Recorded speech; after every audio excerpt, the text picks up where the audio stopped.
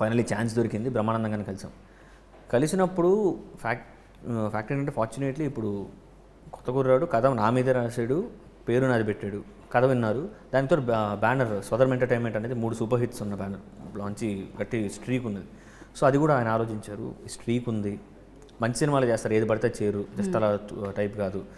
So సిన్సియర్గా కష్టపడతారు, చేద్దాం, మన వల్ల వీళ్ళకి హెల్ప్ అవుతుంది అని చెప్పి ఆయన వల్ల మేము బెనిఫిట్ అవ్వడానికి ఈ సినిమా.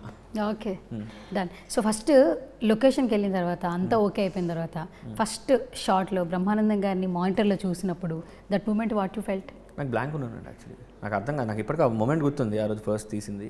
ఆయన నన్ను కూల్ చేయడానికి క్యారవాన్కి ముందే పిలిచారు, షార్ట్ రెడీ అవ్వడానికి ముందే పిలిచి ఒక 5-10 minutes మాట్లాడారు. కుర్రాడు ఎక్సైట్ అయిపోతాడు. బేసిక్గా నాకు కంట్రోల్ ఉండను, అటు ఇటు తిరుగుతూనే ఉంటాను, ఎక్సైట్మెంట్ ఎక్కువ.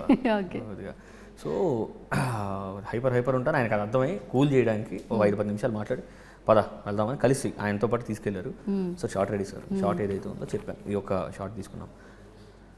ఓకే కట్ సార్ అని చెప్పిన తర్వాత ఆ షార్ట్ బాగుందో లేదో ఫస్ట్ నాకు అది తెలట్లా.